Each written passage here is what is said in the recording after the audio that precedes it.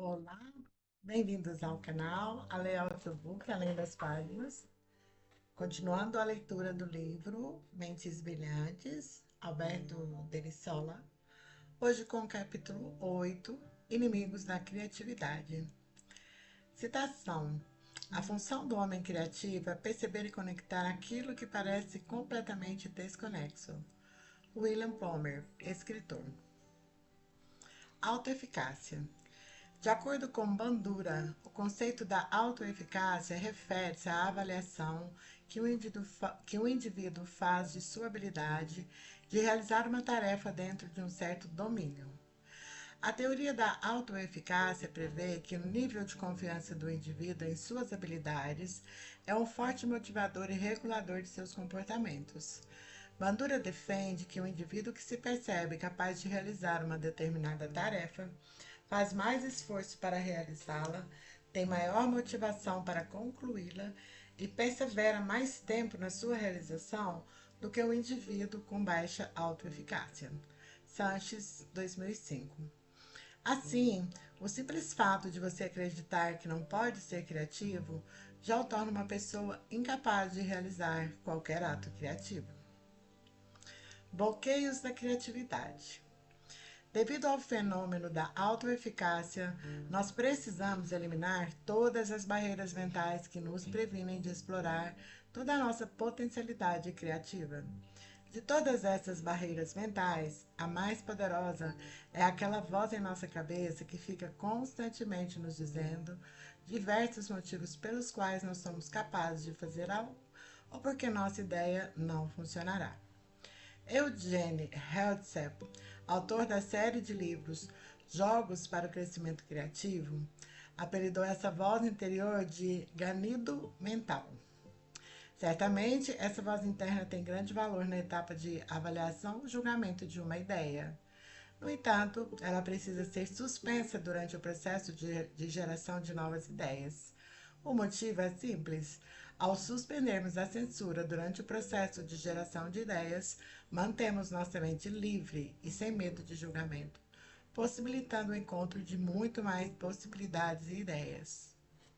Grande parte desse julgamento prévio de ideias é fruto de nossa tentativa em sermos constantemente lógicos e racionais. Roger von Oeck chama essas barreiras de bloqueios mentais. Esses bloqueios nos impedem de sermos criativos. Veja alguns dos bloqueios mentais descritos por Oeck. A resposta certa. Muitos de nós somos ensinados a sempre encontrar a resposta correta. Em consequência disso, temos pouquíssima prática em gerar o máximo de ideias positivas. Emily Cartier costumava dizer que nada é mais perigoso do que uma ideia quando ela é a única que temos. Isso não é lógico. Aplicar algum julgamento lógico durante a criação de ideias é a melhor maneira de se limitar o pensamento criativo.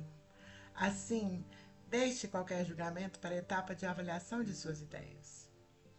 Isso vai contra as regras.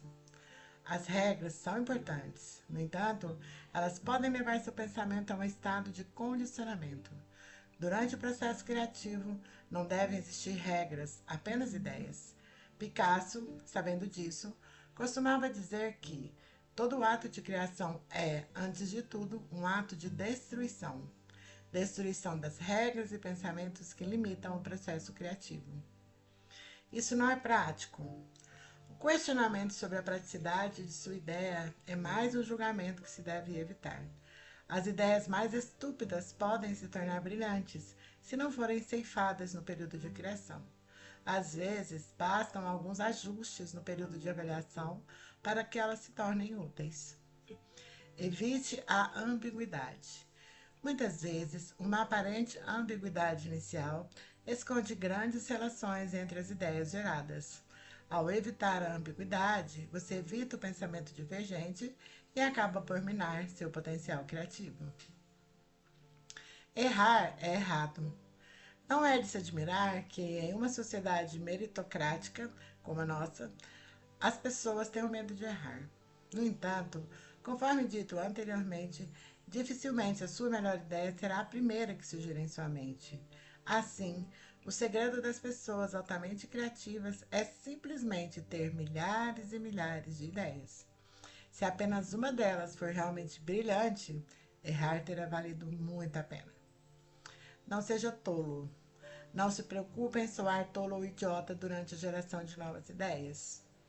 Não sou criativo.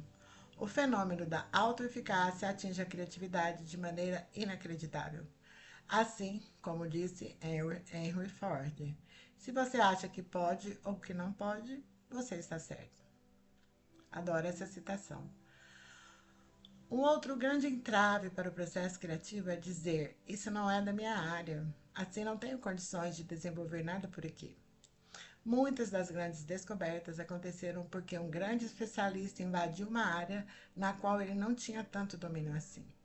Ainda que a expertise seja importante, às vezes, certas doses de ignorância nos libertam de paradigmas de CLH que porventura possam surgir. Daniel Bursin uma vez disse: o maior obstáculo para o progresso não é a ignorância, e sim a ilusão do conhecimento. Lidando com a rejeição. Dr. Seuss, famoso escritor e cartunista norte-americano, teve seu primeiro livro rejeitado por 28 editoras.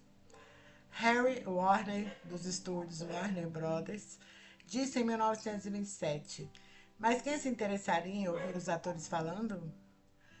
Chester Carlson, criador da tecnologia para cópias xerográficas, Xerox, teve seu grandioso invento rejeitado por 21 empresas diferentes. Todos nós enfrentamos a rejeição em algum momento de nossas vidas. A rejeição pode surgir por dois motivos diferentes. O primeiro motivo é o seguinte: ainda que estejamos desenvolvendo algo incrível, as pessoas ao nosso redor não são capazes de valorizar nossas conquistas. O segundo é óbvio: fizemos alguma coisa de errado. O grande desafio da mente criativa é enfrentar cada rejeição como um simples resultado, seja ele bom ou ruim. Imagine uma criança que está aprendendo a andar. Ela possui grande capacidade em lidar com suas falhas. Pense como seria se todos nós, quando bebês, desistíssemos na primeira queda? Certamente nenhum de nós seria capaz de andar novamente. Aprender a lidar com rejeições, fracassos e frustrações é parte vital do processo criativo. Quando aprendemos a lidar com esses fatores e somos capazes de seguir adiante, nós nos tornamos mais fortes e confiantes. Em contrapartida, quando não somos capazes de lidar com esses fatores, podemos parar de tomar a iniciativa e tomar atitudes. Isso pode acabar com o seu processo criativo. Uma boa estratégia para aprender a lidar com a rejeição e o medo de criar é simplesmente imaginar. O que de pior poderia acontecer se todas as suas criações dessem errado? Iria acabar com a sua vida? Matar seus pais e seus filhos? Acabar com a Mata Atlântica? Provavelmente não. Durante o processo criativo, o único risco é o de ouvir um não. O não não é uma sentença de morte. Na verdade, o não pode nos guiar em direção a um caminho melhor. Pode nos forçar a reavaliar nossos projetos ou até mesmo reavaliar nossa vida.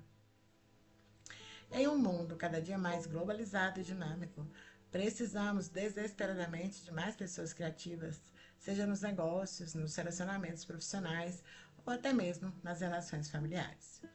A habilidade em inovar fará toda a diferença entre o sucesso e o fracasso.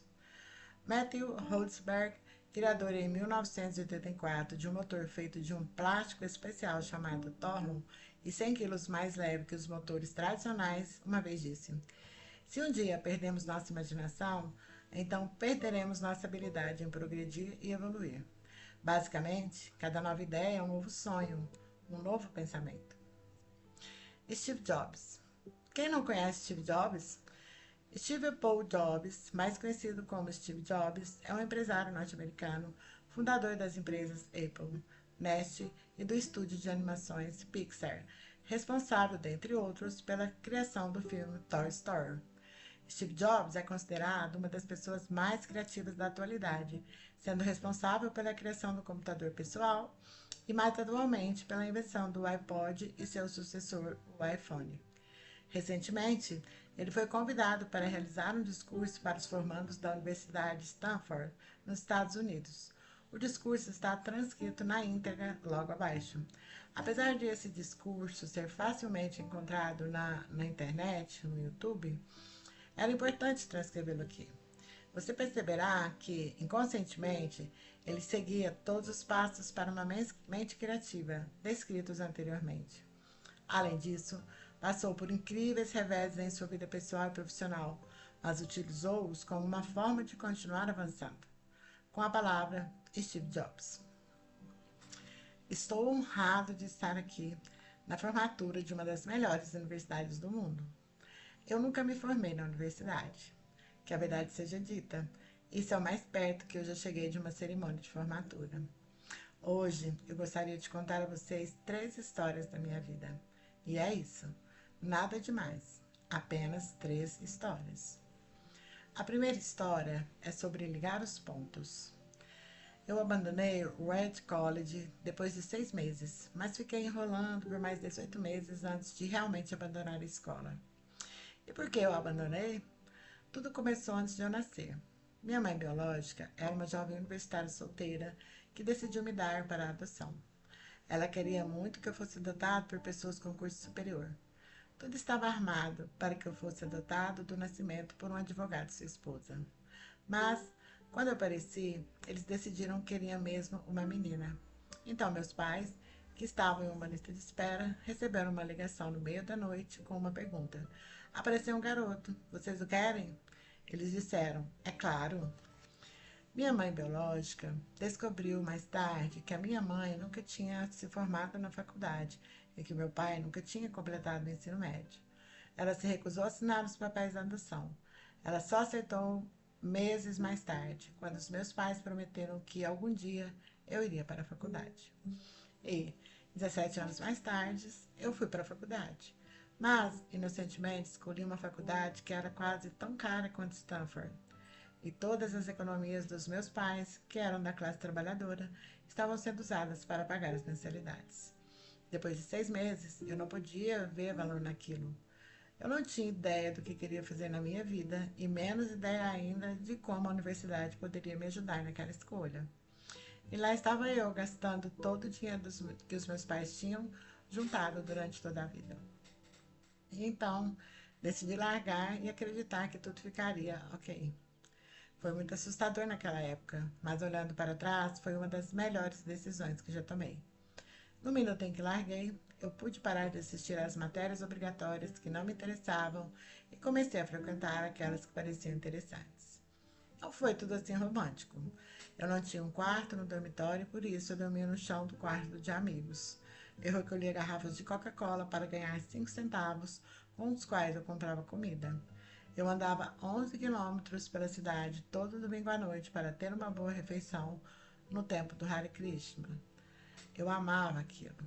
Muito do que descobri naquela época, guiado pela minha curiosidade e intuição, mostrou-me mais tarde ser de uma importância sem preço. Vou dar um exemplo. O Red College oferecia naquela época a melhor formação de caligrafia do país. Em todo o campus, cada cartaz e cada etiqueta de gaveta eram escritas com uma bela letra de mão. Como eu tinha largado o curso e não precisava frequentar as aulas normais, decidi assistir às aulas de caligrafia. Aprendi sobre fontes como serifa e sans serifa, sobre variar a quantidade de espaço entre diferentes combinações de letras e sobre o que torna uma tipografia boa. Aquilo era bonito, histórico e artisticamente sutil de uma maneira que a ciência não pode entender. E eu achei aquilo tudo fascinante. Nada daquilo tinha qualquer aplicação prática para a minha vida. Mas, 10 anos mais tarde, quando estávamos criando o primeiro computador, Macintosh, tudo voltou. E nós colocamos tudo aquilo no Mac. Foi o primeiro computador com tipografia bonita. Se eu nunca tivesse deixado aquele curso na faculdade, o Mac nunca teria tido as fontes múltiplas ou proporcionalmente espaçadas. E considerando que o Windows simplesmente copiou o Mac, é bem provável que nenhum computador estivesse. Se eu nunca tivesse largado o curso, nunca teria frequentado essas aulas de caligrafia, e os computadores poderiam não ter a maravilhosa caligrafia que eles têm. É claro que era impossível conectar esses fatos olhando para frente quando eu estava na faculdade, mas aquilo ficou muito, muito claro olhando para trás 10 anos depois. De novo, você não consegue conectar os fatos olhando para frente. Você só os conecta quando olha para trás. Então, tem de acreditar que, de alguma forma, eles vão se conectar no futuro. Você tem de acreditar em alguma coisa. Sua garra, destino, vida, karma ou o que quer que seja. Essa maneira de encarar a vida nunca me decepcionou e tem feito toda a diferença para mim. Minha segunda história é sobre amor e perda. Eu tive sorte porque eu descobri bem cedo o que queria fazer na minha vida.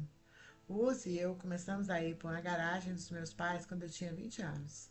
Trabalhamos duro e em 10 anos a Apple se transforma em uma empresa de 2 bilhões de dólares e mais de 4 mil empregados. Um ano antes, tínhamos acabado de lançar nossa maior criação, o Macintosh, e eu tinha 30 anos. E aí fui demitido. Como é possível ser demitido da empresa que você criou? Bem, quando a Apple cresceu, contratamos alguém para dirigir a companhia. No primeiro ano, tudo deu certo, mas com o tempo nossas visões de futuro começaram a divergir. Quando isso aconteceu, o conselho de diretores ficou do lado dele. O que tinha sido o foco de toda a minha vida adulta tinha ido embora e isso foi devastador. Fiquei sem saber o que fazer por alguns meses. Senti que tinha decepcionado a geração anterior de empreendedores, que tinha deixado cair o bastão no momento em que ele estava sendo passado para mim. Então, encontrei David Pickard e Bob Noyce e tentei me desculpar por ter estragado tudo daquela maneira. Foi um fracasso público e eu até mesmo pensei em deixar o Vale do Silício. Mas, lentamente, eu comecei a me dar conta de que eu ainda amava o que fazia. Foi quando decidi começar de novo. Não enxerguei isso na época, mas ser demitida da Apple foi a melhor coisa que podia ter acontecido para mim. O peso de ser bem-sucedido foi substituído pela leveza de ser um novo iniciante, com menos certeza sobre tudo. Isso me deu liberdade para começar um dos períodos mais criativos da minha vida. Durante os 5 anos seguintes, criei uma companhia chamada Max, outra companhia chamada Pixar e me apaixonei por uma mulher maravilhosa que se tornou minha esposa. A Pixar fez o primeiro filme animado por computador, Toy Story, e é o estúdio de animação mais bem sucedido do mundo. Em uma inacreditável guinada de eventos, a Apple comprou a Nest. Eu voltei para a empresa e a tecnologia que desenvolvemos nela está no coração do atual renascimento da Apple.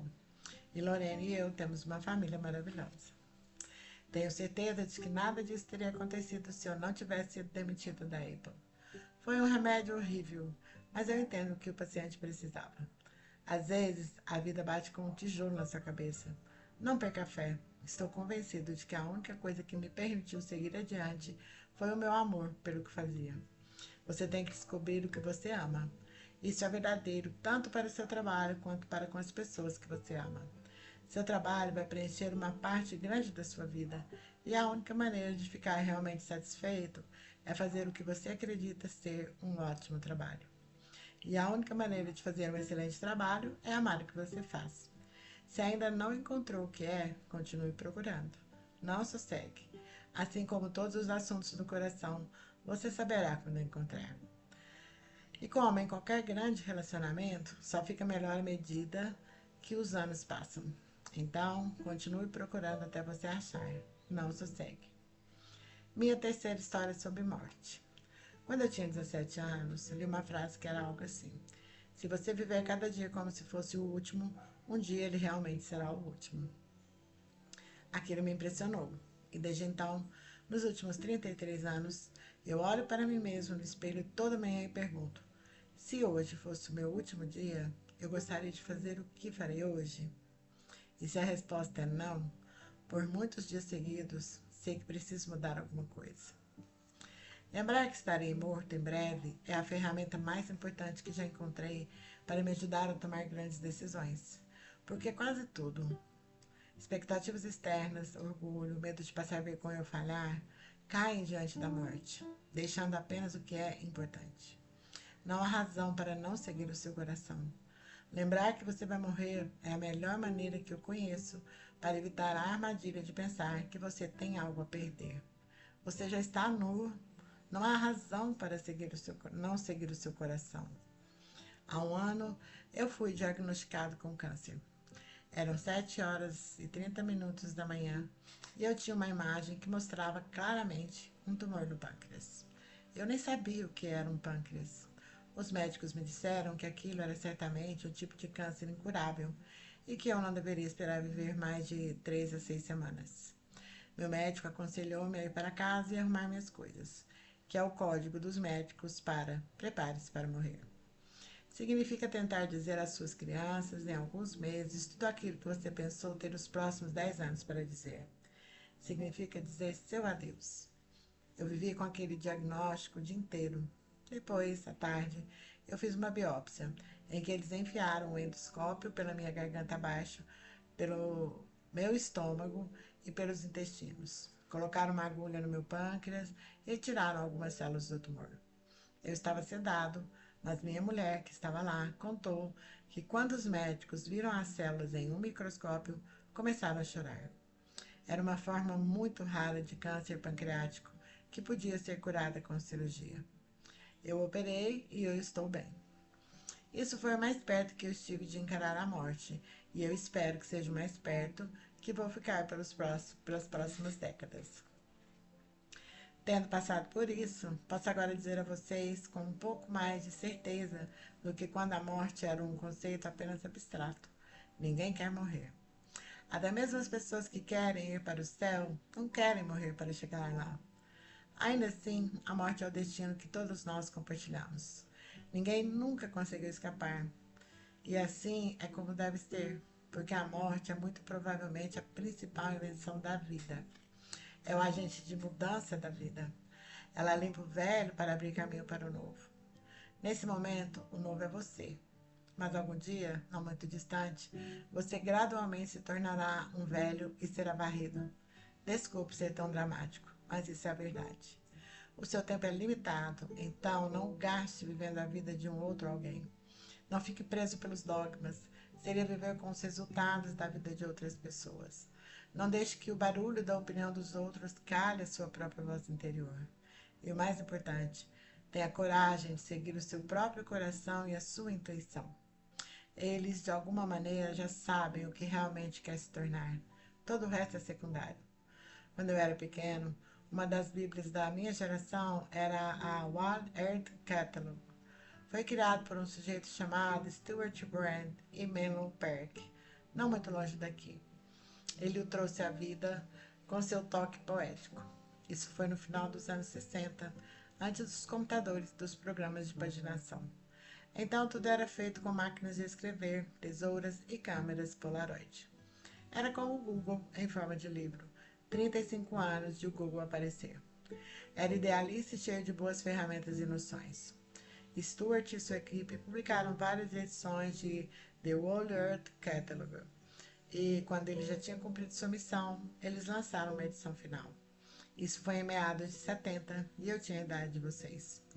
Na contracapa havia uma fotografia de uma estrada de interior ensolarada, daquele tipo onde você poderia se achar pedindo carona se fosse aventureiro. Abaixo estavam as palavras: continue com fome, continue bobo. Foi a mensagem de despedida deles. Continue com fome, continue bobo. E eu sempre desejei isso para mim mesmo. E agora, quando vocês se formam e começam de novo, eu desejo isso para vocês. Continuem com fome, continuem bobos. Obrigado. Steve Jobs. E assim finalizamos a leitura deste capítulo. Bem bacana esse discurso dele. Nos deixa reflexivo. Obrigado por estar comigo aqui agora, neste momento. E até breve. Tchau, tchau.